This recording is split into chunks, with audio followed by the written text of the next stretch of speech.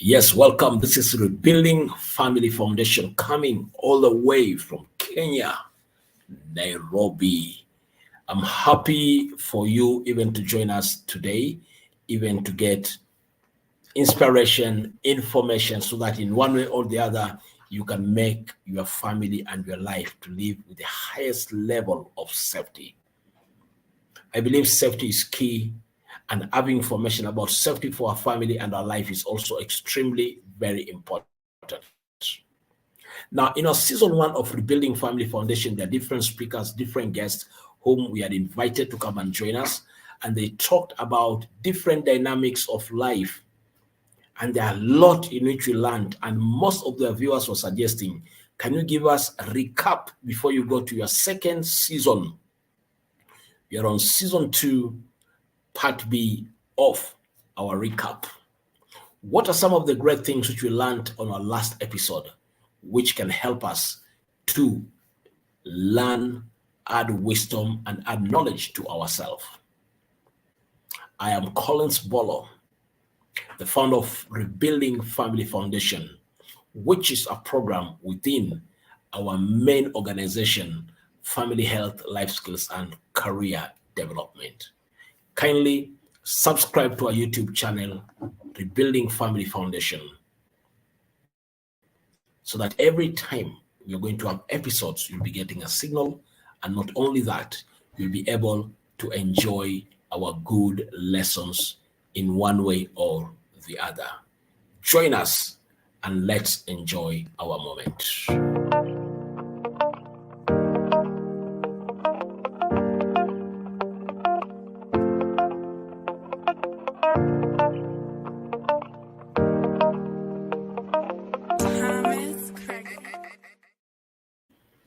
Yes, thank you. Welcome back. Among men, most of the people came and actually gave us great and nice information about how we can keep our home safe. It's none other than Moses Bolo. Moses Bolo is one expert as far as safety is concerned. He has been involved with this program in our country, certified in UK. Also, he has done the same program for safety in the Middle East, specifically in Afghanistan. What are some of the information about safety in lifting techniques which we need to know? Let's go back and recap and listen to what Moses Bolo gave us as part of the tips on these issues of life. So today, basically what I want to share with all of us are proper lifting techniques. Back pain, it's always it's preventable. It occurs, yes, but it's preventable. They are like, according to United States Occupational Health and Safety, in workplaces, they say over 1 million workers suffer back injuries annually.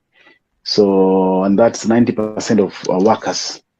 This means that this can happen even at workplaces. Our backs have 300 muscles, and again, we have at the pelvic area, we have got 5 pieces, and we have 24 vertebrae. These are flexible joints, which has liquid, fluid-like liquid, which help us, and they act like shock absorbers. So it's very, very important for us to know and to understand what can cause back injuries. And the primary cause of back injury is lifting, pushing, lowering, handling objects. And another one is, of course, you can slip, trip, and fall. Probably the floor is very wet in the house, which can make you slip, trip, or maybe there are cables everywhere hanging around. We call them daisy chains. Make you slip, trip, and fall. Again, if you have, of course, a motor vehicle accident, or you are struck by something which can cause a back injuries. You have, again, physical condition probably you're overweight, which can put pressure on your back. Again, this can cause back pain and back injuries. Another one is age. Of course, if you are aging, this can cause back pain at some point. Now, in most of our houses, we have objects, we have things you want to lift, you want to push. So it's very advisable when you're doing that, you should maintain a good posture. Posture is the key. So avoid lowering object very fast, make you lowering very slow. Avoid lifting objects away from your safety zone. Safety zone basically is closer to you. Lift object when everything is closer to you. Avoid lifting things away from your center of gravity. You can lift something which is very light. Let's say something which weighs 5 kgs. But if you lift it properly, it can put at least 40 to 50 kgs on your back if you lift it properly. So lifting is the key. You want to fix the light fixture. You want to fix your bulb. You are lifting yourself up and trying to change a light bulb. Again, if you lift it, if you go up there improperly, in proper posture, again, there's a possibility you might hurt yourself. Now, cumulative, you can have like upper limb disorders, those who are using computers in the house. If you sit improperly, you can have, if your display and your chair does not hold your back very well, there's a possibility that you'll bend as you use your computer, or if your arms are not well placed at the keyboard, you may find that either your keyboard is very low or is very high, and you may have what is called wrist tendonitis, which again, this is painful and it may hurt you so bad. So the most important thing is lifting. When you're lifting that bag from shopping, you came from shopping, you are lifting a bag from your vehicle, or you're lifting a bag from the trolley, or you're lifting the shopping bag, taking it in the storeroom. If you lift him properly, there's a high chance you may hurt yourself. How do you lift? First, use your legs, because the lower part of our bodies, they have more muscles than the upper part of our bodies. And these muscles, they are interconnected.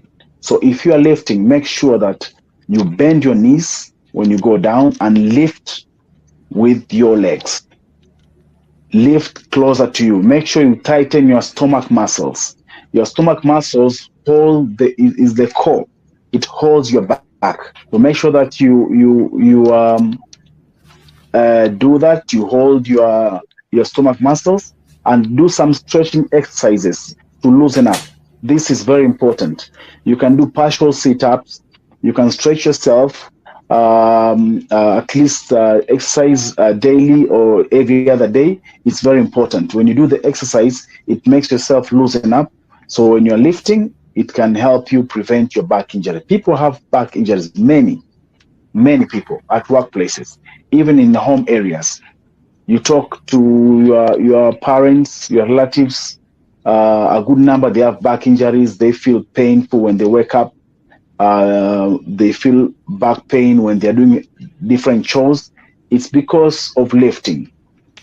90% is because we're lifting something which might not be actually heavy. Some might be heavy, but under poor and proper posture. Also, repetitive lifting can again, and twisting can cause back injuries. So this is very important to us to understand and to know the proper way we can lift objects, lowering object, and again, if you are moving it from one place to other, you can either use a trolley or some other equipment.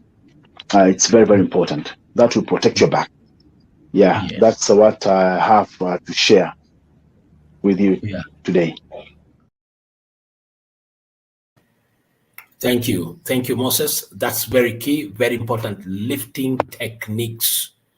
I remember some years back, we were in our home and my wife was cooking. Believe me or not, an empty sophoria as she was lifting it, and just to place it on top of the cooking pan, her back just, boom, got messed up, and she could not raise up. She just stuck where she was very painful. By God's grace, because of the techniques which I know and had learned before, I managed to use my fist, put it right at the back, and press so that she can be back straight. But you know something? At that night, we could not drive to the hospital. I had to slant her down to bed, sleep until morning, then wake her up straight, wash her the whole body. Then after that, I slowly took her down the stairs, pressed her back again so that it can open up and she could sit on the vehicle, and I took her to the hospital. It really costed a lot for them to do the massage in the hospital, which also was not working very well until I had to take an option for thermal massage, which actually gave her easiness on her back. How you lift something and you place something down, it's a technique we need to know so that it can avoid back injuries.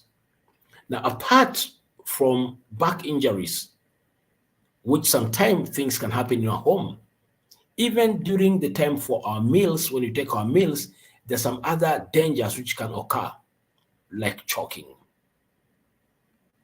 These things happen most of the time to children. There are some of us who survived death when you were young because when your parents probably were giving you porridge, they had to put it by force on your mouth and squeeze it, and you are being beaten and caned while you're taking the porridge. The people survived it. But why is it important for you to understand this aspect of choking so that none in your home become traumatized in the time of enjoying meals? Let's listen on what you need to do when in case choking takes place in your home by one of our coach, a nurse, and also a mentor to many nurses, Mary Selesa Bolo. So when choking, what do you need to do? Number one, we have got different stages, or rather signs and symptoms that you know somebody is choking. If somebody is choking and they're coughing, just know they're safe. So long as they're coughing, if they were choking, they were just eating food together or they swallowed something, but they're coughing, that's a very safe zone. You shouldn't be so worried. You should just stay there, be with that person and assist wherever you can, depending on what they tell you. But there's another stage whereby the person cannot cough. They're holding, there's a universal choking sign. They hold their necks like this. And at that time, some will make a very shrill sound. Some will not hear anything. They'll just hold their necks. If you are there, ask them, are you choking? Because there have been cases whereby somebody was just holding their neck and rubbing it, and they're quiet. So it could be they're just quiet, there's nothing, but ask them. If you see somebody holding their neck like this, ask them, are you choking? If they nod and say they're choking, you need to take action as soon as possible. Now we have scientifically proven maneuvers that help. Now on simple layman's language, one of the maneuvers that we use, you go behind the person's back and take your hand around them. Make a fist between the belly button and where the diaphragm and where the symphysis, for a better English word, where the ribs end. There is a point at where the ribs end and the belly button. Put your hand and make a thrush, upward thrush. You're exerting pressure on the diaphragm so that anything that is in the airway can be pushed and can come out. So that is one of the ways. We call it helmet maneuver. For a small child, you cannot do helmet maneuver. You need to go behind the back and pat, do thrusts using this part of your finger. Very hard thrust. Do like that. Do it 5 times. And if it is something that will easily come up, because it also depends on what they're choking on. I had earlier said that if foods are made in large chunks and you give to a child, or even others, very large pieces of meat, if it's an object that is occluding or blocking the airway, and you give a thrust behind the back, it can easily come out. But there are times whereby, one, they're not coughing, they're not responding, they're putting their hand on the neck and they've told you they're choking. You have tried doing the thrust, nothing is happening, they're just looking at you. You've tried hitting their backs to see where it comes out, nothing is happening, at that point, just know things are not doing very well. Some patients become even more unresponsive and they become frail and weak. Put them on the floor and now you start chest compressions. Meanwhile, when somebody is in that state, you don't need to handle that person alone. You need to shout for help. Come on, somebody help. Call the Jiranis, the neighborhood. If you're in the street, say somebody help. People can easily come in and call the ambulance. And at that point, that is where I say that it is important that you have at least one number for an ambulance. A medic who is around the neighborhood. That is why we always say, wherever the neighborhood you are in, you need to know people who are around there. Who are the medics there? Who are the people who can help in safety issues and all? And somebody who is well trained. So basic life support can assist at that time. They can do chest compressions as you wait for an ambulance to take that person. So we have had cases whereby simple thrust does not work, the patient is unconscious, unresponsive, and they have to be brought to the hospital, whereby it has to be removed, whatever it is that was choking the patient. Common things that choke us apart from meat, we have also fish bones. We have people talking and eating at the same time. Fish is very dangerous. It can easily cause choke, and with that one you cannot, even if you do thrust, sometimes the spikes have already held part of your mucosa or they've held part of the throat. So whatever you do, it will not come out. So it will just be stuck there. So always observe whoever has told you they're choking, but so long as they are coughing, they are safe. And I always say this, feeding time should be a very sacred time. Eating time, it should be sacred. Why? It should be a time where you chew food slowly. Most people are in a hurry to eat very fast. You don't chew food that's supposed to be chewed so that it can be digested. And as you eat in a hurry, then choking becomes very apparent. You're more probable, likely to choke faster if you're eating food in a hurry, if you're eating and you're talking. So be safe. Always chew food slowly. Eat food that has been cooked properly. Cut food into smaller slices, even meat. If somebody is choking, go behind them if they are an adult, or if they are of an age where you can go behind them. Do a thrust on the abdomen between the belly button and the end of the ribs. If it's not working, they are still not responding, you have been trying, that is a person you should not handle yourself alone. Call for help. And I think Kenyans are very good in responding. Just shout somebody help. Have a phone number of an ambulance, have neighbors whom we know who can assist, then the patient should be rushed to the nearest hospital. Because again, when airway is compromised, you get respiratory distress, and at that time, there has to be a surgical intervention. Yeah, it can happen. A child can choke, a mature person can choke. But basic principle, simple. Why hurry to eat if you have to hurry to look for the same money and make food? Take time, enjoy your food, and avoid such kind of issues. Apart from that, if you have a nanny in your house, a house help who attends to your child, even your wife, educate yourselves at home on how to take the best measures to avoid unnecessary predicament at the best moment of taking our meals. Kindly subscribe to our channel, Rebuilding Family Foundation. Like us. If you have a question, you can post it, and we'll see how we can share and we can give you feedback at the same time. This is very key and very important. For those who have been following us in all our programs in the course of the week, every Tuesday we have a program which is called My Health, My Wealth, which Celeste Abolo brings health factors each and every Tuesday from 8:30 to 9. Make sure you don't miss it on Tuesdays. On Wednesdays, we have Moment with Christ, whereby you have different kind of ministers who discuss different kind of issues of life pertaining to our Christian faith and Christian walk. Every Thursday, from this second episode, we have Business Forum. In Business Forum, we'll be inviting different group of people who have made it very well and successfully in the area of career and profession and business, so that at a time like now, we can help Kenyans and other people watching us from different quarters of the world on different concepts you can use for personal success in business and home-based business for your own self and for your family. Every Friday, we have Rebuilding Family Foundation, where we talk about different dynamics of family, marriage, and a domestic life. Make sure that don't miss it. We put it on prime time from 9 to 10, so that when we come and we talk on very sensitive issues, at that time your children should be sleeping and you should be enjoying all these good information and stuff. And on Sunday night, we are going to start a new episode under Moment with Christ, whereby it will be Swahili program, so that men and women who love Swahili can enjoy our program in Swahili. So in our season 2, we have made sure that Tuesday, Wednesday, Thursday, Friday, and Sunday evening, something good is coming to you, so that don't waste your time watching bad news in the name of good news, but you can get right information which can bring a change, a difference, and progress in your life.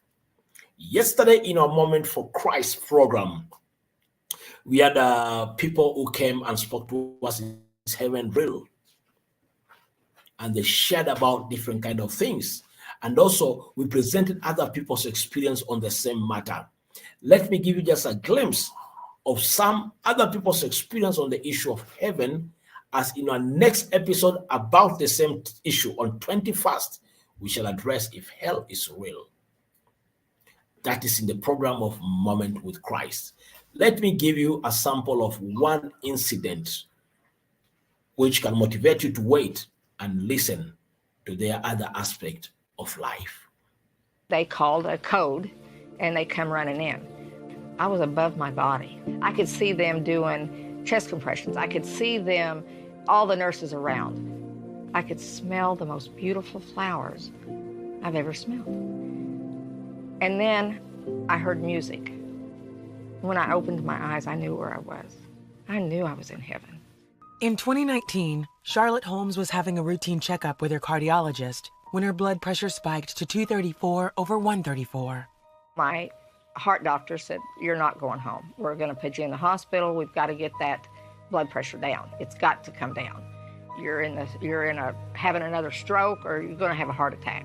They put me in a room and started an IV just to, try to get that blood pressure down. Charlotte's husband, Danny, stayed with her while the hospital staff tended to her. Immediately, they called this code, and everybody started rushing in. They just started working on her. And my feelings was, I thought, boy, I'm wondering if I'm even going to be able to bring her home. Charlotte began describing things to Danny. She started talking about the flowers. Well, I looked around and I knew there was no flowers in that room. That's when I knew she was not in this world when that was going on.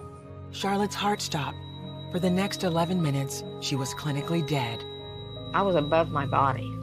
I could see Danny standing in the corner. He had backed up. I could see them, all the nurses around. Then I opened my eyes. I looked around at the beauty. I could see the trees. I could see the grass. And everything was swaying with the music, because everything in heaven worships God. I can't convey to you what heaven looked like, because it's so above what we can even imagine, 1,000,000 times. Charlotte says she was led into heaven by angels. There's no fear. It's like pure joy. When the angels takes over, there's no fear. When you're going home, it's pure joy. She says she then began to recognize deceased family members. I seen my mom. I seen my dad. I seen my sister. I seen family members standing behind. I seen saints of old. See, they didn't look old. They didn't look sick. None of them wore glasses. They looked like they were in their 30s. But yet it says in the scriptures, we will be known as we were known. I knew them there in their new bodies. They looked wonderful. What Charlotte saw after that, however, shocked her. Standing behind my mom and dad was a light so bright. I couldn't look upon it.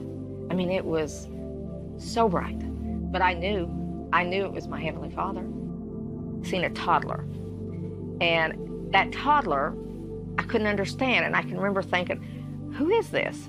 And I heard my Father say to me, my Heavenly Father say to me, it's your child. I lost that child. I was 5.5 months pregnant. I can remember them holding the baby up and saying, "Charlotte, it's a boy." Then he was gone. So when I seen this toddler, I said, "God, how is that possible?" He says, "They continue to grow in heaven, but there's no time. It's eternity." So 48 years, and here my child, our child, is a toddler. Then God chose to show her one more thing. God took me to the edge of hell, and I looked down, and the smell, and then rotten flesh. That's what it smelled like, and screams. After seeing the beauty of heaven, the contrast to seeing hell is almost unbearable. And he says, "I show you this to tell you, if some of them do not change their ways, this is where they shall reside." I heard my father say, "You have time to go back and share." As quickly as she had gone to heaven, Charlotte's spirit came back. I felt myself being drawn into my body. I felt the pain where I hadn't felt pain. I felt the sorrow. Danny said that they come running in and your eye blinked. And he said, "I knew then I was going to get to bring you home." Charlotte made a full recovery and was released from the hospital after 2 weeks. She has been sharing her story since then, in public appearances and with everyone she comes in contact with. People need hope. They want to know that there really is something out there. They want to know that everything's okay. I have been privileged to bring people to Christ, as he asked me to do. All the authority that he had, he has given to us in the name of Jesus Christ. Not because of who we are. God promises us. He said, "If it were not so, I would have told you." But he's gone to prepare us a place. Heaven is more than you can imagine. I can look you square in the eye and tell you for sure, heaven is real.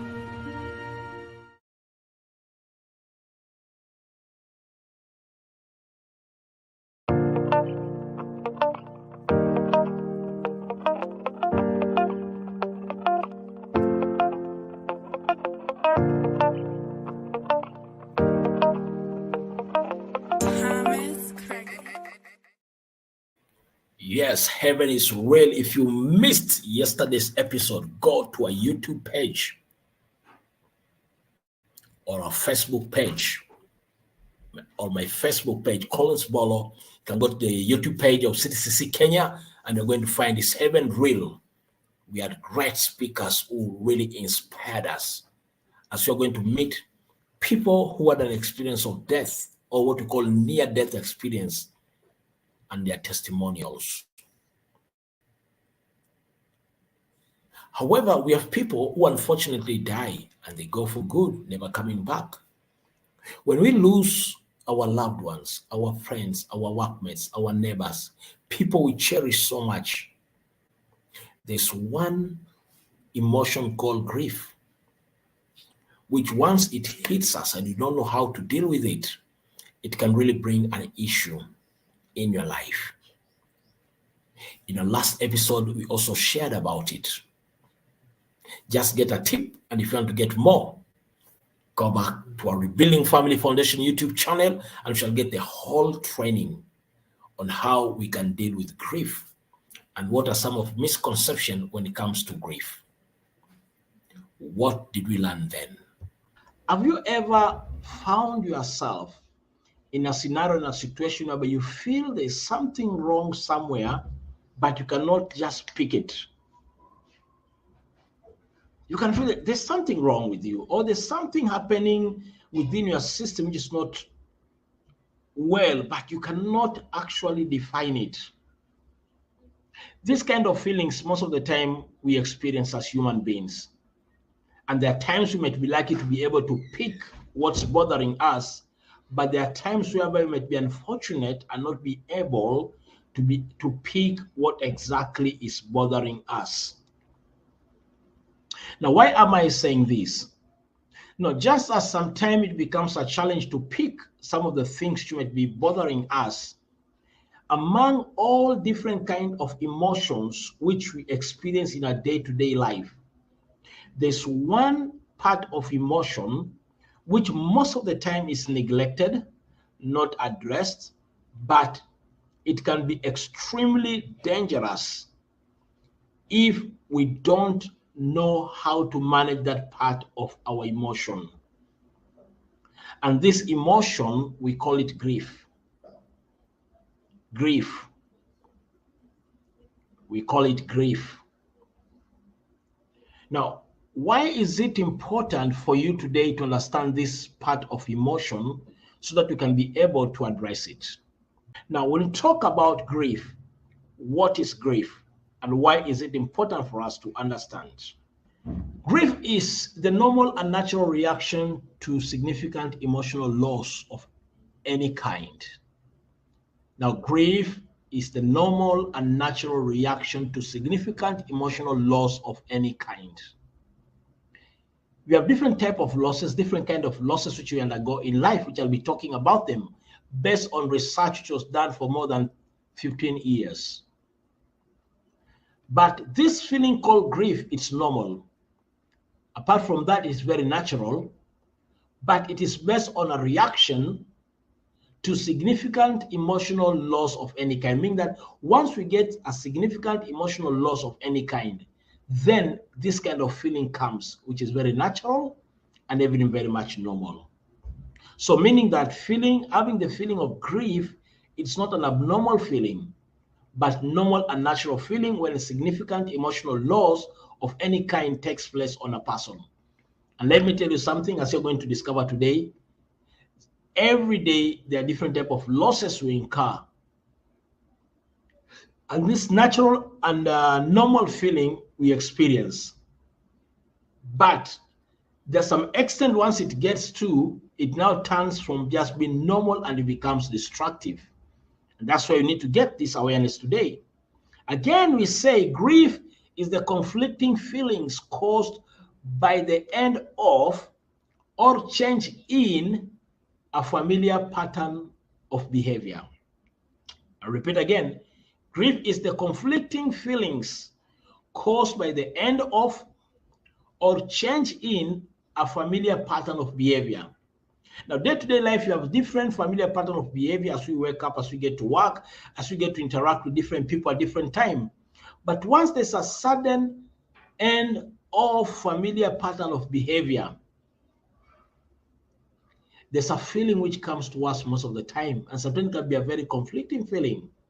For example, someone you love very much, then leaves to another country, another city, to another job, or this person dies.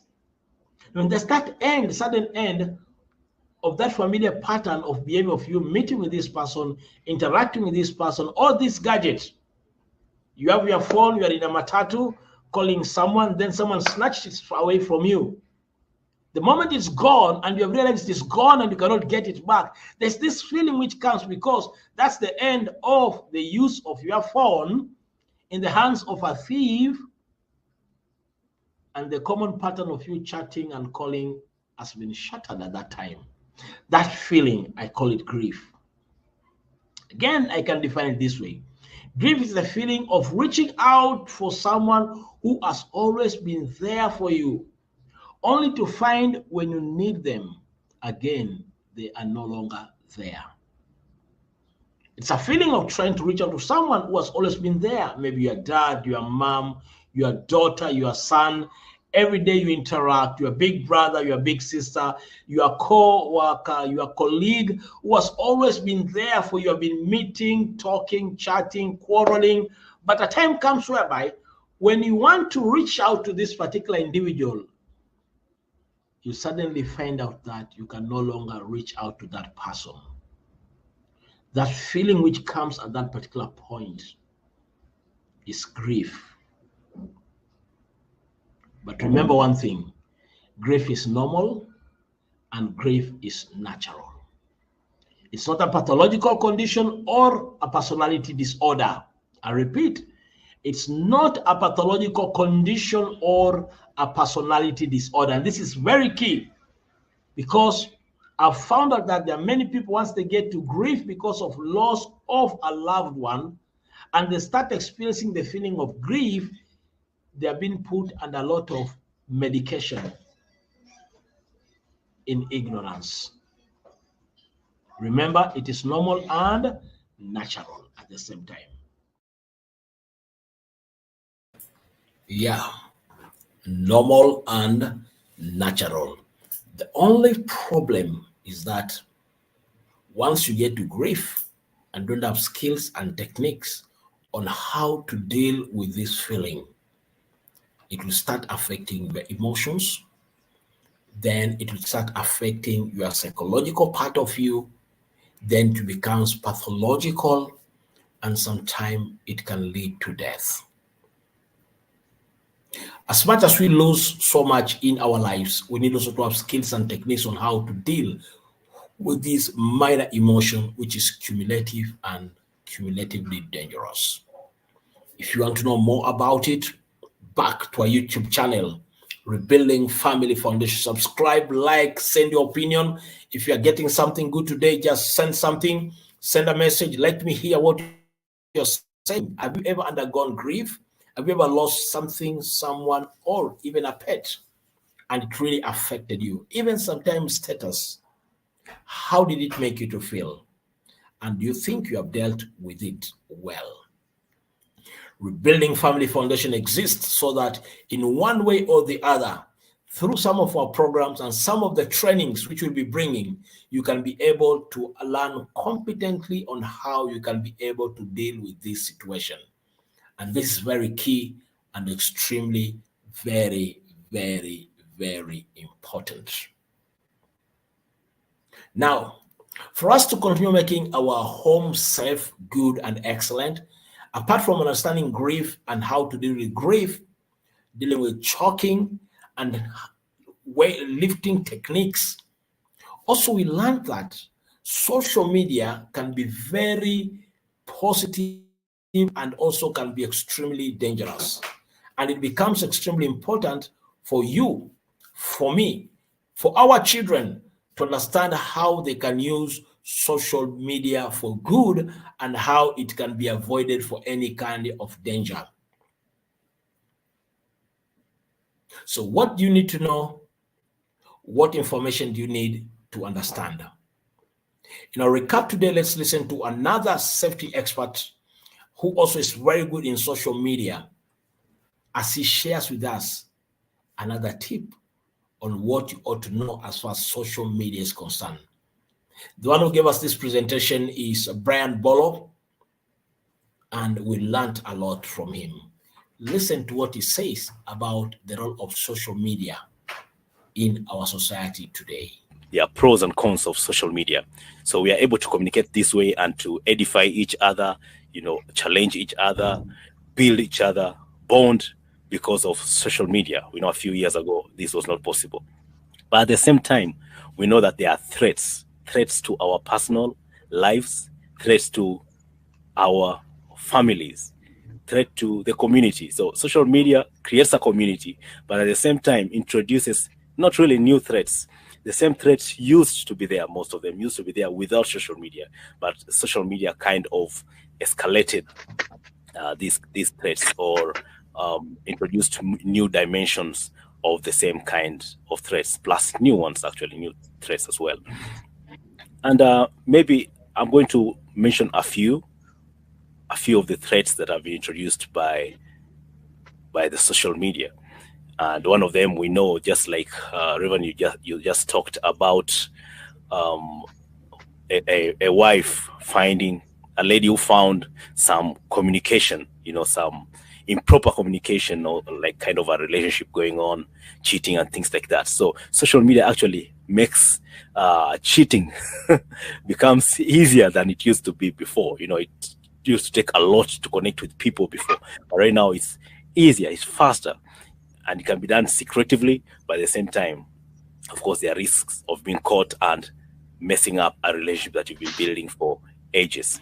So that's already one of the challenges that social media has brought, as much as it's an advantage as we're able to communicate. And I think that this issue of cyberbullying, which has been rampant, and it's not only about kids. I remember one of our friends the other day, I think it's Mr. Dan Mugera. he was talking about an experience of cyberbullying which he experienced online. This is something that can happen to anyone, not just kids. And now that we have our children have access to these gadgets, meaning that they can access the social media platforms from home and from the bedroom secretly, without many times, in fact, without the supervision of the parents. That means that they can be bullied online and get to a place of depression, some even to suicidal thoughts and things like that. So that is quite a big threat and a big problem in today's society. Another negative impact of social media is unhealthy comparison between people, between families, and between individuals. And this does not apply only to children again. This applies even to grown-ups. There are men, there are women who are busy comparing their lives with the lives of other people based on what they see online, of which some of this online life or online show people post or show, they are not really their actual lives. A lot of people, whatever they post on social media or whatever is happening on ground in reality is totally different. But some people take everything that they see on social media to be the real truth, and they get depressed. They get frustrated because they think that other people are doing well, but they are not doing well. Yeah. Another thing is the issue of privacy. Privacy, I remember years ago when we were growing, when we were younger, I know some people in my neighborhood, I didn't even know their houses. I didn't know anything about their house, People can post their bedrooms online. People can post a lot of their private lives online. And one of the mistakes people do, married people in relationships, some people, when they go through conflict, family conflict, they post their conflict online, either directly or indirectly. The kind of post someone can put, and this must be something going on in this relationship, So, and then something that was meant to be within the two of you, and you can solve it without the input of other people, now becomes a public affair, which is not a good thing. And our kids, as I said earlier, our kids get exposed to offensive images and messages, and sometimes these messages are not really messages that like on Facebook, they are meant for other people. Some of these messages, they either intentionally or accidentally ended up on our phones through WhatsApp groups. At one time, I remember in one of the groups I was in, someone posted something, and I was using WhatsApp, and I had not set the setting such that images should not be downloaded. And so someone in the group happened to have posted some pornographic images. So later on, at my free time, I was actually going through, not even the WhatsApp, I was going through the images in the memory storage. And in the middle of that, I was dining or something like that, in the middle, relaxed and looking for something, then something popped up like, where did this even come from? So I had to check through the groups, and I found where it was coming from. Of course, the person apologized and all that. But I was imagining, what if my kids were going through my phone and this is what popped up? This is what they came across. Of course, I changed even the your settings wife. at that time. Yeah. Or even my wife, yeah. Yeah, because it was or even anyone else. Maybe I want to show someone some images of something at work or something like that, and the cause of that, such images pop up. Yeah, it can be quite embarrassing. So yeah, that's one of the the cons. And then there's this stalking and harassment, and especially someone can see a kid or even an adult online, and then he gets to like the person or hate the person, whatever the case may be, and starts stalking the person even in real life. Mm-hmm. And some cases have gone to a point of even kidnap. So all these things affect the family, whereas before you knew your kid is safe when he is in the house, but right now it's different. Someone can be stalking a family member inside their house, from school. And when our kids use their real names, they post their images and all that, they can meet a stranger who can call your child using his or her real names. You know, in some cases, a child gets kidnapped, someone gets raped and dragged or something like that due to that. And there's the issue of video games. There's some video games which are quite dangerous. And remember, there was this game which came out which was leading to the player or some of the people playing committing suicide at the end of the game or somewhere in the game. You know, so that is also comes through social media also because they are linked. And yeah, so those are some of the threats. They're not all the threats. There's also threats to our finances actually through scammers. There's a lot of scamming online nowadays. Yeah, a lot of scamming, and some of them come like very genuine. Some of them happen through genuine people. Actually, a few minutes ago, one of our cousins just posted, by the way, that his Facebook account has been hijacked, and the person who hijacked it is asking for money from people. Those are some of the threats. There is more, but that's what I'm going to talk around. Thank you very much. Social media is good. It's making people to earn, people connecting, but at the same time, it can be a disaster in your home. Some of these tips you are not aware about. Oh, yes. This is real. Social media is real. And unfortunately, today you'll find some parents, some couples, one is so stressed because he doesn't have full access to social media, while others are breaking because of social media and they want to disconnect out of it. Do you know the reason and why you have to use the technique and the knowledge and the platform in which you are in? Are you seeking for your identity through social media? Or do you know who you are and your identity is clear? Are your real friends, real people around you, or hypothetical friends within social media? We need to protect ourselves and use it for our gain. It all determines the information you have about social media.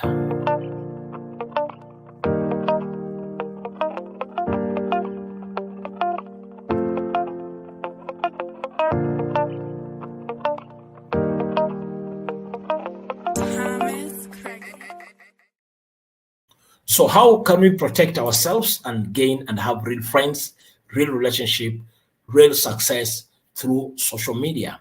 There are people who are making millions and billions of dollars by the same platform, while others are spending a lot of money daily with the use of social media.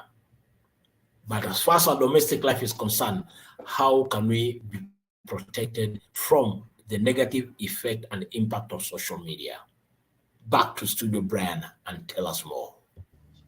Some of the things that you can do to protect yourself and to protect your family, to protect the kids and also the adults, because we know that we adults also have been victims sometimes. And one of the things that you should not do, and you should make sure you tell your kids not to do, is to avoid publishing personal information online. That is due to things like identity theft, and by your identity, your personal information can be used to steal money from your bank account. And in the case of like Kenya, if someone can have access to something like your ID number and one or two other informations, and maybe eventually even your ID copy, someone might be able to steal money from your mobile banking application. Therefore, as much as that is a personal thing, it definitely impacts the family, because we know that the family is made of individuals coming individuals together. Therefore, personal information, including images, be very careful with images. I know we post on Facebook and things like that, that's okay. But for the kids especially, when they start meeting strangers online, and then we should tell them, we should prepare them for this, that they should not share anything that they are not able or they won't find it right to share on their page, or the parents would be comfortable. Not comfortable to show the parents, to have the parents see anything like that. They should not share with any individual, because even if they trust those individuals, because kids get persuaded to send nude photos and things like that, to do funny things alone. Sometimes they're told they're going to be paid. Sometimes they get bullied to do that. So we should prepare them on how to behave when such things happen. Most of the time, one of the things that they can do is that they should involve you when they communicate with people. There should not be a secret between the kid and some stranger that she met online. Therefore, you should befriend your kids, and to a point that they will be willing to let you know who they're in contact with online. Yes, they should trust you more than they can trust anyone else online. And of course, they should know the do's and don'ts. Discussion about things like sexual matters with strangers online. They should know beforehand that is something that they should not do. They should know how to respond when it comes to that. And it's very important that our children should have a positive or good self-image. They should be confident about themselves, in that to a point that a stranger cannot bully them, harass them about their image or about anything else, to demean them to a point that they can now manipulate them. So there are mindset issues here involved, and we should build a strong mindset on our kids. So encourage them to talk to you, let them not share personal information, including things like location. Yes, they don't have to keep telling everyone online where they are at any given time. They've gone to this place, they're staying late somewhere, and they keep posting, showing their location, because stalkers are able to track them, and in some cases they are able to physically identify them, get them. In some cases, people have been raped, people have been kidnapped, and things like that. Another thing, so one of the things we talked about is the online scam. Therefore, when someone just contacts you, sometimes someone that contacts you and is asking for money, or she's asking for money, and the story looks convincing, this person is in problem. Most of the time, your gut will tell you, because if it's someone you've interacted with, this person does not communicate like that. I remember even around, I think last year, one of the people that I knew all the way from high school many years ago, whom we've not talked for like 20 years or something. Yeah. And the last time I tried to say hi to the person, he did not reply. But sometime last year, he just sent me a message directly asking for money. And I knew, obviously, this can't be that person. I know the way the person behaves and things like that. Even if he needed money, he won't just communicate to me like that. I know from the way I know him. And it wasn't that person eventually. His account had been hijacked. Therefore, be very careful. If you suspect there's something wrong, probably there is something wrong. And look at how your kids behave. Like Celesta talked about, when you're eating, not talking and things like that, and also no rushing. And if you see the behavior of your kids has changed, because they won't be using the phone on the table while dining, but this time they have to rush because they have to quickly go online. You have to pull them from online. There's that unusual time the kid is spending online. Be very careful about that. Start watching the behavior. The kid starts secluding herself, and the behavior changes. Something might be wrong, and most of the time there will be some telltale signs that something is not right.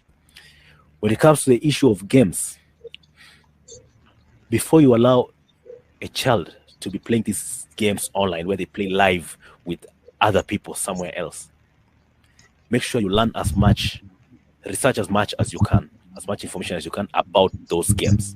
As I said earlier, there have been these games where these games lead to children or to the player doing some things that are not right. It could be the children or the person harming himself or herself or harming another person or doing some things that are inappropriate. Another thing that's important also, the setting the app. It's Facebook, it's YouTube. There are settings inside there. Child safe settings. That's also very important. And also there's a look at the history where the browsing history, for the browsers, search engines, and the applications that they're using, so that you may know what do the kids look at and stuff like that. So familiarize yourself with the games, know the history, know the settings, the website settings, child safe settings, as I said, and things like that. So basically, those are some of the things, not everything, but some of the things that you can do to protect your family, and also have some disciplines. Some things are not actually, they have very little or nothing to do with the website and all that. Have some mechanical practices, habits as a family, because as a family we want to stay together, we want to eat together, bond at that time as much as we are not supposed to be talking, but we want to be bonding silently, right? So you don't want that when you're enjoying your meal, everyone is busy online. That is not good for the family.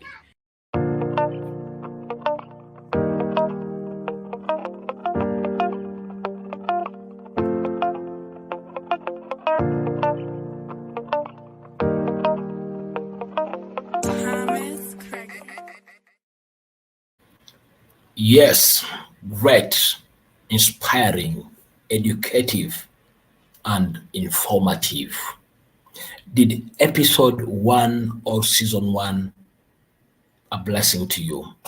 Did it give you right information? Did it wise you up in any way? Kindly make sure you drop your opinion and give us a feedback on the same. We have just started season 2. Next Friday, we are going to have some guests who will be joining us.